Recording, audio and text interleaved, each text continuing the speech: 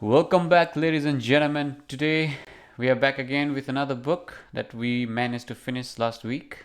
Anup is here with me again. Hi, Anup, how are you doing? I'm doing fine. How are you? I'm doing quite good as well. We are feeling a bit in money making mood. Yeah, so we should be hoping to get more viewers and attract some advertisements so that we can make some money. Mhm. I've never really been so much into earning money, but I think this book is kind of gets you there. It gets in your head for some reason. Mhm. Well, maybe that's the reason why you bought a mic, eh? Like because you want to do it professionally now, eh?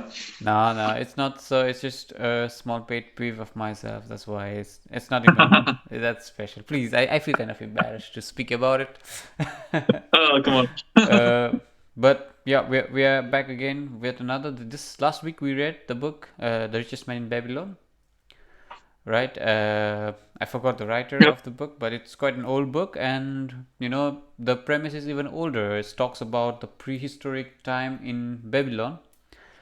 And you know what was the most strangest thing for me was Syria as a country used to exist all the way back then. So in the time when Mhm. Babylon was still around, that Syria was already there. Damascus was already a very big place where people would Yep. go regularly. So it was kind of really interesting for me. Mhm. Mhm. Mhm. Yeah. Now that you mention it, it's weird, right?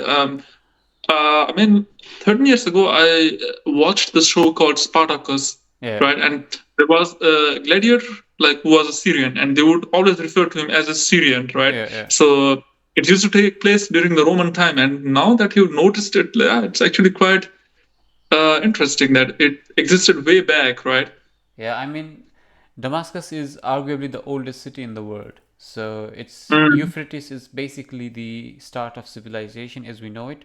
As we mm, know it, I would like to highlight it because recent discoveries have found that Indus Valley civilization, Indonesian civilization, I think, and there were parts of Turkish which were also quite old themselves.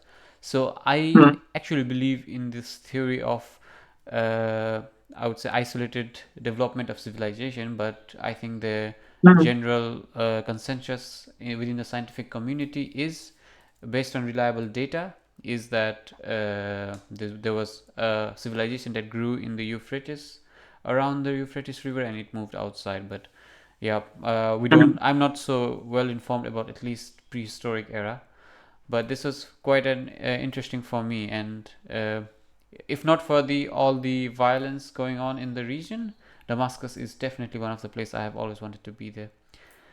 Uh, Yeah, me as well. I actually have some friends of Syria, and they told me that it used to be really really nice, you know. yeah, yeah. I mean, we could speak geopolitics, but we already missed our chance when we didn't discuss about this in our political ideologies episode. So we have to stick to the finance stuff. And the setting is in Babylon, and I think this covers some of the, I would say, basic monetary principles, right? That has been Mm, time tested and has existed throughout history. Maybe Anup, you mm. can go through your our typical Anup recap. Yeah, it's been quite a while since I read this book, you know, so I don't recall it as much, but the fragments I can tell, Okay. right? So basically, I think it is a sort of a self-help book. Yeah. At least I saw it as that, right? And it starts with talking about Babylon as such. Gives some history that it was the richest. It used to be the richest city in the world, right? And that archaeologists, I think, kind of forgot about this place, right? And at certain time, I don't think much old. Like I think it's quite recent, like 100, 200 years ago. Mm-hmm. Um, it was discovered randomly, and then they started like digging it out, and then they found like Babylon as a city, right? Mm-hmm. And the archaeologists, I think they found some stone written blocks. I don't know how you call those Mm-hmm. things. Stone tablets, Where they clay tablets. stone tablets. Yeah. Exactly. where they found certain messages like phrases, wisdoms, right, from a Yeah, guy, but also names of random people like who he owed money, yeah, and I think it deals about that, and there are a lot of stories actually. Um, yeah, um, that's that. We can go to the stories later, but like, yeah. yeah. I mean, I can understand your difficulty in trying to summarize this because I think this book is kind of like a stories collection disguised as a self-help book, right? One of those wisdom your grandparents would give you during late night, trying to teach you stuff. And I think, Mhm. at least from my point of view, there was five key messages from this book, and they stuck throughout these five key messages, just presenting it in different ways. So first, it was about the richest guy in Babylon, how he became rich, and then there is another situation where the king of Babylon wants to find out why there is such a uneven distribution of wealth, and he wants the richest man, to teach other people about it. The third is story about a guy who had to take responsibility of money, and so on. A guy who had to sell himself to slavery to pay back his debts. I think another story Mhm. about a guy who uh, was able to just lift himself up from poverty and so on. So uh, there was a lot of stories, but I think all of them were tried to summarize the 5 points. The writer says is basically don't always save 10% of whatever you earn. Mhm. Try to use that money to make some investments, right? Don't make investments with random people. Go and ask an expert for it, or people who know about it. And then always be careful while you are giving away money to other people while debting them. And also, like, take care of, think about your future when you are earning money right now, is that you will not always be so active and so on, so you have to save money for the future. And I think it boils down to those five messages, right? And Mhm. everything else is kind of like a way of making that case for the book from different perspectives. And he cites different historical tablets that were found, different stories of people at that time. And yeah, it was quite fascinating read. Yeah, I think so too. Especially those two, three messages that hit me was you shouldn't trust a brickmaker with your money, right? Yeah. So you should always trust experts. And that's actually something that I think is super important, in which I should also be aware of, right? Because let's say, talking about politics, Yeah. right? Like, there are some people with whom I talk sometimes about politics, and I know that these people actually don't know that much. Like, Mm-hmm. I mean, I'm not an expert myself, right? But Mm-hmm. they know even less than me in Mm-hmm. some matters. But we still try to have a discussion, like a Mm-hmm. debate, and it doesn't feel right, because. Mm-hmm. Uh, we don't come to a conclusion as such, Yeah. like, I don't mean that we always have to come to a conclusion, but that was, for example, one case in my life where I see that. But also, money wise, I think, Mm-hmm.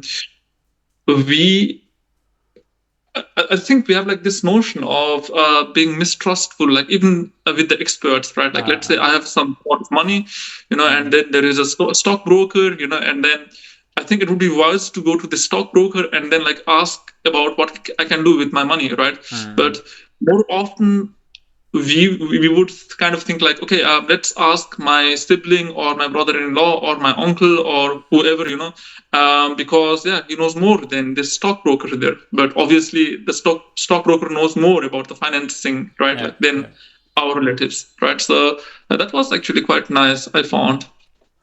Yeah, I mean the book covers quite a lot of stuffs, right? And it Mhm. gives, I would say, real practical examples other than the slave part, right? There were quite a lot Yeah. of practical examples that you can rely on. And the most important lesson that I thought that I read was in this story where he says a guy was confronted by his friends, and he says, like, Mhm. you and I were of the same means when we were younger, but how did you end up being so much richer than us, right? Because we Mhm. have had the same job, we have had the same king, and so on. And then the guy, he says that I follow these rules, and the other guy says, yeah, I also follow the same rules, and but I still am not as rich as you are. And the guy says it's not about following the rules once or twice, you have to follow it every time. And he gives this example that if I am going to go and get this thing done, then I'm going to get this mm, thing done anyhow, and I'm not going to let anything stop me from doing that. And I found it very, very motivating. I myself, as you know, very notoriously am not someone who can just continuously follow up on stuffs. But reading books like these, especially put it in such plain ways, I find it quite mm. inspiring. Yeah, yeah, I know what you mean. There was also example like of I don't know how true it is, but like in the last pages, the archaeologists who were writing or interpreting, analyzing this Uh, stone tablets, they themselves say, right, like that they also started to apply it in their lives, and they kind of started noticing that, yeah, like at least depth wise, they started clearing their depths off, right, and mm, it seems like the message of this person, like living 2-3 thousand years ago, it actually helps even nowadays with our finances, right? yeah, I mean that was my understanding as well. Mm, It's very fascinating how this story turned out to be, and yeah, uh, I didn't believe it, to be honest, but mm, I thought back for some time, and then this has been like an age old message from our elders, from people, and like I think there were a few episodes ago, our viewers might remember it, that we argued that self-help books was basically what our parents used to say, but in written mm, format, and it's more digestible to us because we don't have to face the face that says that, and we can just merely read it, right? And I think this is the same thing. It's like money attracts money was something that we were taught. mm, Always save, always live beneath your means, and mm, then don't spend too much. Try to invest stuff and do stuffs consistently, but because of our own failings as human beings, that we're not able to mm. do that, and probably oftentimes it's necessary for us to remind ourselves about this. Exactly. That was quite I know what you interesting. mean. Yeah. No, I know what you mean. But I think like the funny thing is so like with some cases in my family, like let's say my uncle, my Mm-hmm. father, they drink alcohol, right? Like Yeah. and in Nepal, like I mean, in Nepal at least, I kind of see that people are drinking alcohol like uncontrollably, right? Like Yeah. whenever they have the money, they go outside, they drink alcohol, and they have like house conflicts and stuff like that. So I think sometimes, like not in case of alcohol, but in other cases as well, if someone in your circle, Mm-hmm. tells something but doesn't do it himself or herself, Mm-hmm. then I think you start like kind of being like skeptical about like the messages that they Yeah. kind Yeah. of send, right? Like Yeah. that's the first point, and the second point is I think say your parents say like, okay, eat less of the fatty food, Yeah. eat like avoid like eating, I don't know, like red meat and stuff like that, Yeah. right? And the doctor says the same thing, you would most probably like listen to the doctor as your parents, right? Exactly. Because he is the expert of the field, right? Yeah. In that sense, you Yeah. know. So I also have it, to be honest, because sometimes like a person, a Mm. really close person to me, like says like, okay, hey, do this, and I'm like, and then I read the same thing in the self-help book, and then I start doing it, Yeah. even though this person told me the same thing like a while ago, you know what I mean? Yeah, I totally understand it, and Mm, I had not thought about it this way, to be honest, right? I recognize that. I recognize a difference between action and messages, and probably that's kind of puts me away. And but when you say it now, that's I think that's also quite likely, and uh, because we are shielded from their bad habits, that we are more mm, prone to accept it as wisdom rather than mm, from our closer ones, who probably tomorrow we would be in the same situation. We'll probably be parents and we'll be telling our kids, and our kids would not be listening to us if we are not willing to mm. follow up on what we preach, right? And a lot of Exactly. time I think that is the problem, is that if somebody who preaches does not works on it, like he does not do as he preaches, then he leads by a bad example. mm, mm, There's a famous saying where it said, "Do as I say, not as I do." mm, But I don't think it works at all in terms of kids, and I think mm, mm. in terms of anybody else. Yeah. Yeah, quite a fascinating read, right? Um Mm, I just wanted to touch on few topics. At least when you said that there was no discovery, it was ignored for like 100 years or so. mm, Is there was an issue 100 years ago in the field of archaeology where there was a consensus, because 100 years ago mm, the most dominant powers were mostly European, British, right? And the mm, consensus among the British elites was that only Europeans could, at least British especially, only British could uh, form cities, ancient cities, and so on. And that's why pyramids are like, there's a theory it being built by aliens, and Machu mm, Picchu being built by mm, aliens, and so on. And there's a mm, call white the there's a poem by Rudyard Kipling called "The Burden of a White Man," where they are the educated ones and they have to teach the world how to live and so on. And I think that bias prevented people from investigating these places and figuring them out. mm, So I don't think it's so much the failure of archaeology. The thing is, we also read English books, so there's a bit of bias there. mm, I'm mm, always reminded about this example of there's a famous temple called, I think, Mazapat Temple in Kampuchea, right? mm, And apparently in the archaeological circle it's called as like a lost wonder, right? It's the largest temple of Lord Shiva in Kampuchea. So Hinduism used to be so big, and it was the largest mm, temple back in the day, and over mm, time it was just lost. Khmer mm, Empire was the one that created it, but mm, it was not so well known within the archaeological circles. However, the mm, locals used to attend those places regularly, right? They would go there to the ruins. They would go there like as tourists. Some would even go there for religious purposes. But these days, Cambodia is Buddhist country, so there was more like a mm. tourism purpose and so on. So oftentimes, I think there is a bit of sourcing bias that we face, that we are, because we are reading English books, that we are more biased towards the knowledge provided by the English book. Definitely, I agree with you on that 100%. Yeah, but it was a nice read. There were a few Mm, wonders like the Hanging Garden of Babylon that also come to here. Some common names and so on. And the message is quite simple. So, if we were to discuss about next week, we have already decided for the book for next week. Uh, mm. is there something you want to add for the book from last week? I'm sorry, I didn't ask you about it. One part which I found quite interesting was the notion of slavery. Yeah.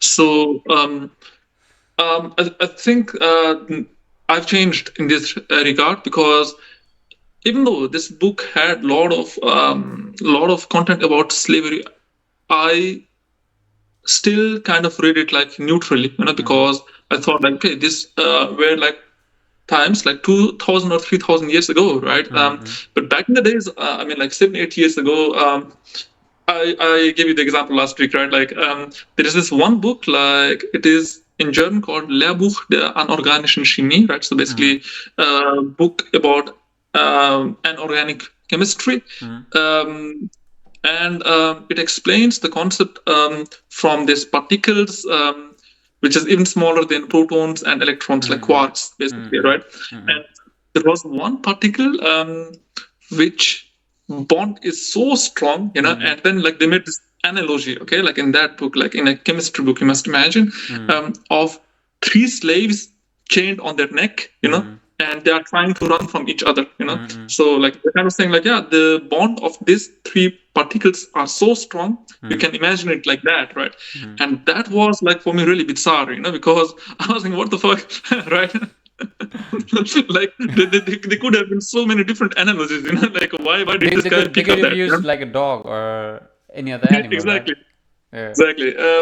And that kind of disturbed me for a while back in the Yeah. days, right? But now, like in this book, I was like, ah, okay, I think also, I don't know how you took like the slavery part in this book. I would say, I am quite a bit leftist. I believe in egalitarianism, right? And Mm, at least from this book's point of view, I think it's a bit respectful to our slaves. It's not, I would say, it's not whitewashing it, right? It says mm, as it is, but mm, I think it gave me a different perspective that I had kind of forgotten about it, at least in the mm, sense that if you see, the slaves were oftentimes people from a different country who moved to a new country and were either defeated and then taken mm, prisoners, or they couldn't pay their debt and then that's why they were sold into slavery, right? And in some yeah, essence, I think there is like a metaphorical aspect to it with the context of the book, but just purely from a historical aspect, I think it shows respect. Like, it's not, for example, glorifying slavery, it's not undermining slavery, it's just showing the historical aspect of slavery, which I can respect, right? Because it was a big part of mm, human civilization, and still many parts of the world have slavery, have indentured servitudes, right? So we cannot avoid that. Still in Nepal, there is mm, indentured mm, servitude, right? So mm, we cannot yeah, avoid that, and I think this book does quite a bit of respect. I was actually reading this from a different angle, from slavery, and it's about taking initiative aspect of it. And I think the book mm, tries to make a case that, if you are not taking initiative of your own ideas, then you will most likely be slave to somebody else's ideas. So you're always going to be dependent on other people's whim, other people's job, so that you can feed yourself and not necessarily be able to have your own ideas. And from a metaphorical point of view, you would be a slave in your head, at least for other people's, if you're not willing to kind of engage yourself with the world, with your own actions that you want to do. And I can I can understand it. I mean, that's how I took it. At first, I was kind of, mm, okay, it's interesting, but there's this whole big part about the guy who is into slavery and who was a free man, but he was into slavery, and he speaks with this girl, and then they have this whole conversation. It made me think about it, is that maybe the message from the book is not necessarily only about slavery or putting a historical context behind it, but rather to say that you have to own your own ideas and not always be looking for other people to pay you the ways so that you can make your own living. And I think the mm, big mm, part of this whole book was also that you take your initiatives, you work on your actions, you make your money, you save itself. And I think nobody throughout the story just spends their life working for somebody else and then live the rest of their life in their retirement savings, right? Everybody has had some kind of passive income along the way, or some mm, people probably have like even active investments that's reaping rewards in the future. mm, mm, mm, So that, at least from my side, I found it quite fascinating. I think everybody should read it. A few of my friend had also already read this book, and they said that they found it very nice. And I yeah, would further recommend this book to other people as well. yeah, me too. So for the next week, we have already decided on the book.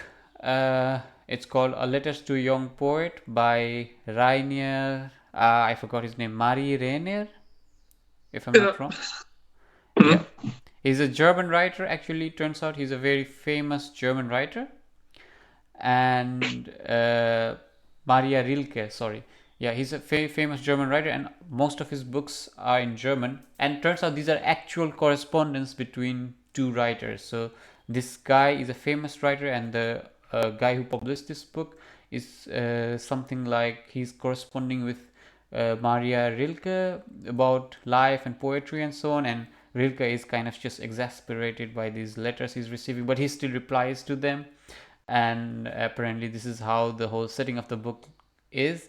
And it's only a single side, I guess, right, from mm, Maria's side. So I like the idea of the book itself, that it's a collection of letters, right? And mm, yeah, that's quite something. I think we should read it. I have already read this book, like, I think 15 years ago.